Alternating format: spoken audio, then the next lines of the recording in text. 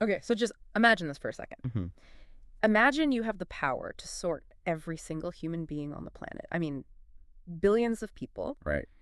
And you're not sorting them by the usual metrics, not by money, not their politics, not even their Myers-Briggs type. No, none of that. Yeah. You're sorting them based entirely on exactly where they stand spiritually, Mhm. and not just now. Everyone who has ever lived. With It's a massive thought experiment. It's staggering. And usually when you try to categorize humanity on that scale, Mm-hmm. you just get, well, you get a mess. Mhm. A million shades of gray. It's spectrum, yeah.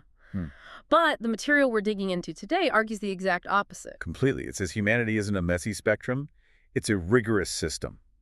And it has exactly 5 categories. Which is such a bold claim to make, especially now in 2026. Today, we're unpacking a source called the Come and See Christianity Adult Curriculum. And we're looking at section 3, which lays out what it calls the 5 disciples. And the premise here, which is what we're really going to explore, is that this framework has a valid designation for every person, everywhere, no exception. No NA box to check. The curriculum calls this its framework, or sometimes the life cycle. Mhm. And it says everyone fits into one of 5 roles: the lost, the lover, the learner, the leader, or the lifer. A progression. Kind of journey, yeah. And for this deep dive, we are zeroing in on just the first one, the starting point, the lost. And I have to say, reading this, it is not a gentle introduction. No, It's like getting hit with a bucket of ice water. it is. And our mission today is to really understand how this curriculum defines the human condition.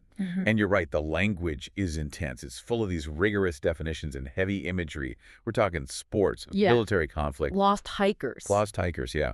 All to argue that lostness isn't just a feeling, it's a status, Yeah. a factual state of being. Okay, so let's unpack that first, because the words here really, really matter. When I hear the word lost, I think of, taking a wrong turn before my phone's GPS kicks in. Right. Confused, maybe a little disoriented. Yeah. But reading this confused is way too weak. They're describing something much more, well, terminal. That is the crucial distinction the source makes right out of the gate. In our, common language, lost means you just don't know where you are. But this source defines the lost as spiritually dead sinners.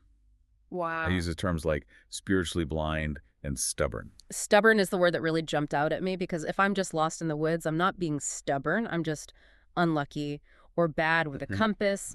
But stubborn implies I'm actively refusing help. It points to will, volition. That's a key insight here. The text says these individuals are wrongly and rebelliously related to the God of the Bible. So it's not that they don't know where the map is. It's that they're actively resistant to the map. The text describes this as the global macro view, that this is the default state of humanity. We aren't born neutral, we're born in this state of lostness. Okay, but here's where it gets really interesting for me. And honestly, this is the part that I think challenges so many modern ideas about spirituality.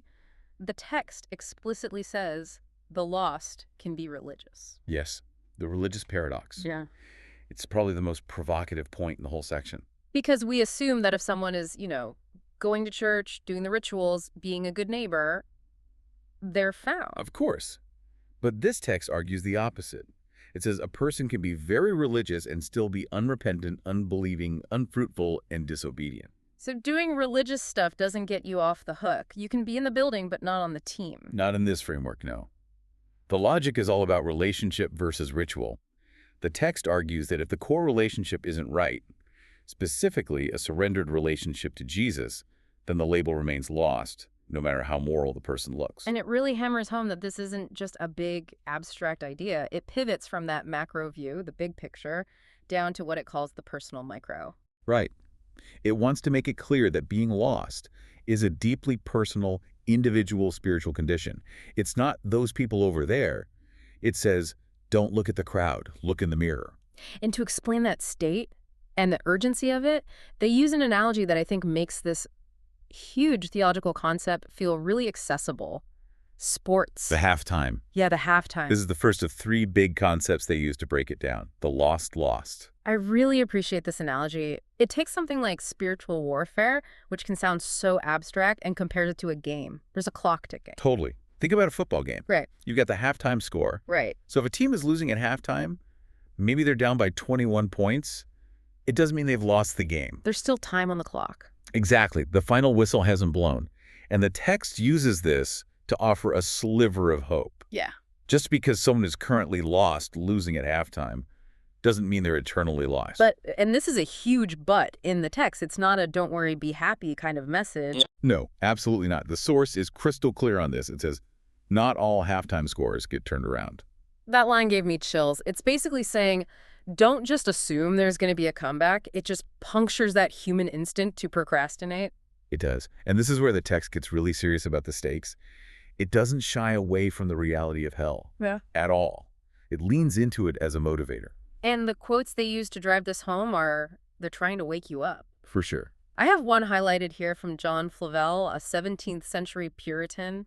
He says, conscience becomes a whip that will lash his soul in hell. That is visceral. It paints hell not just as, physical pain, but psychological torment, regret, the idea that your own memory becomes the source of the pain. And there's another one from Charles Spurgeon that just nails the idea of permanence. He says, the hell of hells will be the thought that it is forever. It's the finality. The game ends, the clock hits zero, the score is final. But what really stood out to me was the argument about choice. The classic question is, how could a loving God send someone to hell? Right. But the text just flips that question on its head. It does. It frames damnation as a choice, or maybe more accurately, as the result of not choosing. There's a quote from John MacArthur in here. I know the one. People do not have to do something to go to hell. They just have to do nothing. And that's the default setting, according to the source. It feels so counterintuitive. We think you have to do something bad to get a bad result. Yeah, you have to earn it somehow. But this text argues that the bad result is the natural trajectory. It's like a river. The current of the human condition is already flowing toward destruction. You don't have to swim downstream. You just have to stop fighting the current. Just float, and the current takes you there. Which leads perfectly into the second big concept, the lost and gone astray. This is where they bring in that hiker analogy, and it really clarifies the difference between being religious and being Christian. It's a fascinating distinction that connects right back to that idea of doing something versus being saved. So imagine a hiker. He's hopelessly lost in the woods. No idea where the trail is. Sun's going down. It's getting cold. He's in real trouble. Okay, I'm the hiker. I'm lost. I'm panicking. So the religious response, according to this text, is for the hiker to stop what he's doing, gather some branches, set up a tent, build a nice orderly campfire. Organize his backpack. Organize his backpack by color, and then declare, I am home. That's denial. It's a delusion. It's a false security. The source equates this with religion. It defines religion as man's attempt to find God taking steps, setting up camp, trying to create a solution from the human side. But he's still lost. He's just comfortable in his lostness. Precisely. And that's contrasted with Christianity. Often we use those words interchangeably. All the time. But in this text definition, they're opposites. If religion is man trying to find God, Christianity is God sending Jesus to find the man. Exactly. The whole premise is that the hiker cannot find the way back. He doesn't need a better tent. He needs to be rescued. And this brings up the good intentions trap. I think we can all relate to this. We think, well, I'm a good person. I mean well. I'm trying my best. Yeah. And in our culture, that's kind of the gold standard. And this source material just attacks that safety net. It takes a sledgehammer to it. It quotes the evangelist Billy Sunday. Oh, yeah. He said, "A man can slip into hell with his hand on the doorknob of heaven." Oof. That's a haunting image, to be that close. It is. And they also have Martin Luther's famous line in there, "Hell is paved with good intentions." So the curriculum forces the reader to look in the mirror. It asks you, is your lostness a temporary stumble? Or is it an eternal condition because you've never actually been found? It's forcing you to ask if you're the hiker sitting in the tent pretending you're okay, or if you've actually been picked up by the rescue chopper. That's it. It wants to shatter the illusion of safety that morality or religion can provide. Okay, so if doing nothing is the default path to destruction and trying to fix it yourself through religion is just making a comfortable camp while you're still lost, how do you get found? That's the third concept, the lost and found. And the analogy here is way less terrifying. It's about losing your keys. Something we've all done. Everyone knows that specific kind of panic and frustration. You're tearing the house apart, you're late. You're blaming your spouse. You're blaming your spouse. But the text doesn't focus on the frustration. It focuses on the moment of recovery, the relief, the joy. I found them. It's that instant rush. The world is right again. Exactly. And the source connects that to the parables in Luke 15, the lost sheep, the lost coin. It says heaven experiences that same exuberant joy when a soul is found, So it frames God not as an angry judge. but as a seeker who is desperate to find what belongs to him. But again, let's be specific here. The source is very clear about the mechanism. You don't just find yourself. The keys don't find themselves. Right. It points to Luke 19:10. The Son of Man came to seek and save the lost. The solution is entirely external. It's grace alone, through faith alone. It's not the hiker learning better map reading skills. No, it's the hiker accepting the lift from the helicopter that came looking for him. The text also talks about a divine exchange. Can we break that down? It sounds like a pretty heavy theological term. It's the theological core of the document, really. But think of it like a legal swap or a bank transaction. The divine exchange is the moment where your debt, your sin, your lostness is transferred to the cross. And in exchange, the righteousness of Jesus is transferred to your account. So it's a swap. I give the bad, I get the good. It's a transaction that the source argues you can't perform for yourself. The debt is too big. It has to be paid for you. And that's the only way your status changes from lost to found. And once that happens, you don't just sit there. The text says the lost become finders. Or fishers, referencing Matthew 4:1. The transformation isn't just about your own safety. It's about a new purpose. The person who gets found is immediately conscripted into the mission of finding others. You go from being the lost hiker to being part of the search and rescue team? You can't just stay in the tent after you've been found. That's the implication. I want to circle back to one more warning in this section because it really stuck with me. We talked about the danger of doing nothing, of just floating. But there's a quote from C.S. Lewis in here it's haunting. Ah, yes.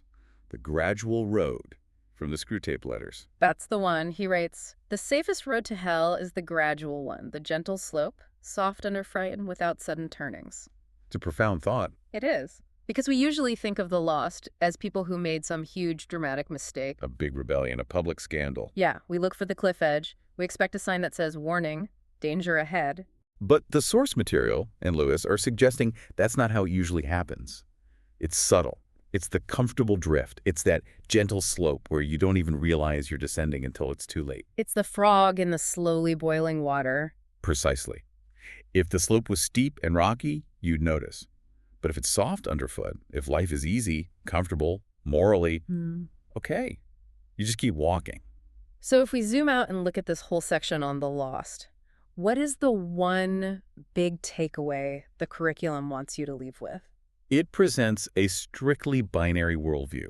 It is very, very black and white. You're either lost or you are found. There's no gray area, no halfway house. Quoting Billy Sunday again, exactly. God keeps no halfway house. Yeah. The curriculum wants you to understand there is no neutral ground. You're either on the team or you aren't. The hiker being rescued or the hiker pretending he's home. That's the choice. Yeah. And they allude to a visual for this, the stickman gospel. It's a diagram that shows a figure initially chained by sin and lostness. And then through that divine exchange we talked about, the figure becomes a cross-carrying missionary. It's a movement from slavery to service. It's a lot to process. The text is so certain it doesn't leave any room for maybe. No, it claims validity for every person, everywhere. And that's the challenge it leaves you with. It argues that morality, being a good person, might keep you out of jail, but it takes the blood of Jesus Christ to keep you out of hell. That really is the bottom line of this source. It just strips away the idea that being nice is enough. It demands a decision, or at least a recognition of where you stand. It's asking you to check the scoreboard at halftime. So here's a final thought for you to chew on, something that really struck us as we were going through all of this. The text argues that the gradual slope is the most dangerous path because it's soft, it's comfortable, it lacks signposts. It feels safe. And that's the trap. Exactly. So regardless of where you stand on these beliefs, whether you accept this source's view or not, it's worth asking yourself, what gentle slope might you be walking on right now? What's the thing in your life that feels comfortable and easy? But is slowly leading you somewhere you never actually intended to go? That's the question. Thanks for diving deep with us today. We'll catch you on the next one.